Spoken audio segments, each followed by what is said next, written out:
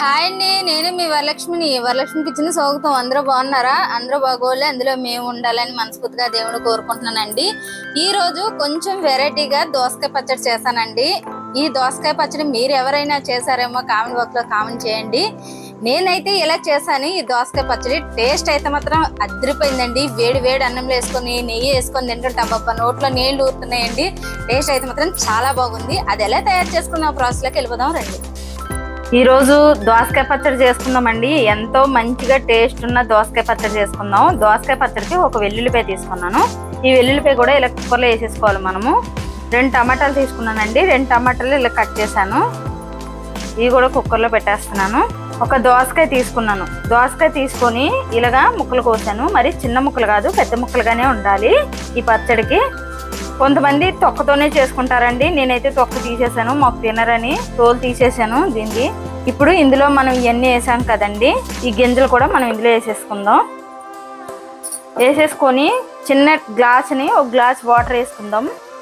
Water వేసుకున్న తర్వాత 4 whistle పెట్టుకోవాలండి. ఇవి మెత్తగా ఉడికిపోవాలి. 4 విజిల్ పెట్టుకోవాలి. ఇంకోండి మూత పెట్టేస్తున్నాను. మూత పెట్టేసి పొయ్యి మీద పెడతాను. 4 విజిల్ వస్తుంది, అప్పుడు చూద్దామండి. ఇప్పుడు పొయ్యి మీద పెట్టేసి స్టవ్ వెలిగించాను. ఇంకోండి ఆ పచ్చళ్ళలోకి ఉల్లిపాయ ముక్కలు కొంచెం లైట్గా వేపుకోవాలి. అందుకని కడాయి పొయ్యి మీద పెట్టాను. నూనె పోస్తున్నానండి. నూనె కూడా ఎక్కువ అవసరం లేదండి, 1 స్పూన్ నూనె చాలు. నూనె కూడా ఎక్కువ పడదు. ఇంకోండి 1/2 స్పూన్ ఆవాలు వేస్తున్నాను, 1 స్పూన్ పచ్చెనపప్పు, 1 స్పూన్ గుళ్ళు మినపప్పు, 1 స్పూన్ జీలకర్ర. కొంచెం బాగా వేగాలండి శనగపప్పు, మినపప్పు. కొంచెం కరివేపాకు కూడా ఇలా సన్నగా కట్ చేసి వేస్తున్నానండి. అలాగే 3 ఎండుమిరపకాయలు తీసుకున్నాను. ఈ 3 ఎండుమిరపకాయలు కూడా ఇలాగ అడ్డంగా ఇది చేసేసుకుందామండి. ఎండుమిరపకాయలు ఈ పోపు బాగా వేగాలి. ఉల్లిపాయ ఎంతగా అవసరం లేదండి. ఇంకోండి ఇప్పుడు ఉల్లిపాయ ముక్కలు వేస్తున్నాను. ఈ ఉల్లిపాయ ముక్కలు కొంచెం పచ్చివాసన పోతే చాలండి, ఎక్కువ అవసరం లేదు. ఇంకోండి ఇది మనం స్టవ్ ఆపేసుకుందాం. ఇలాగ వేగితే చాలు. ఇవి కూడా చల్లారాలి, పోపు కూడా చల్లారాలి. ఇంకోండి 4 విజిల్ అన్నాం కదా, తీస్తున్నాను మూత. ఇంకోండి 4 విజిల్కి ఉడికిపోయింది కదా. ఇప్పుడు మనం ఈ ప్లేట్లో చల్లారి పెట్టేసుకుందామండి. ఇలాగ నీళ్ళు లేకుండా తీసేసుకోవాలి. ఇంకోండి ఇంకోండి చల్లారిపోయింది. ఇప్పుడు ఎల్లుల్లిపాయలు మనం ఇలా తొక్కు తీసేసుకుందాం. దీన్ని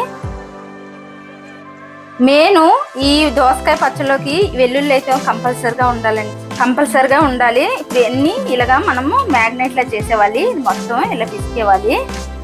ఈ వెల్లుల్లి, ఈ దోసకాయ, టమాటా మొత్తం ఇలా కలిపేసుకోవాలి.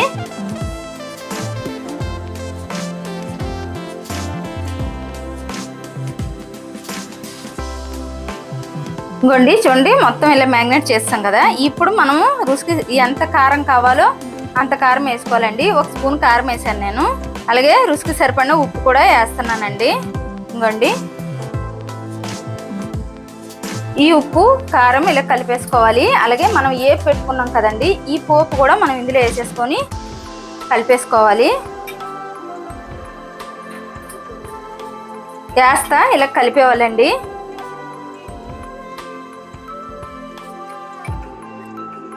మొత్తం ఈ పోపు కూడా ఇలా కలిసిలా కలిపేసుకోవాలి.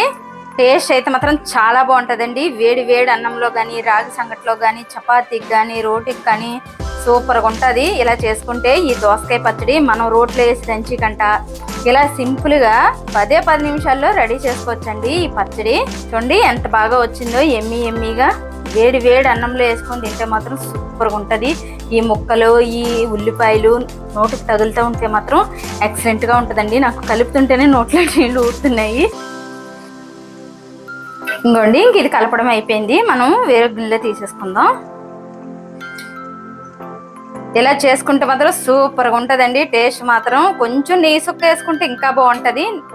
నచ్చితే లైక్ చేయండి, షేర్ చేయండి, కామెంట్ చేయండి, సబ్స్క్రైబ్ చేయండి. కాకపోతే ఒకసారి ట్రై చేయండి ఎలా ఉంటుంది అన్నది. టేస్ట్ అయితే మాత్రం చాలా బాగుంటుంది.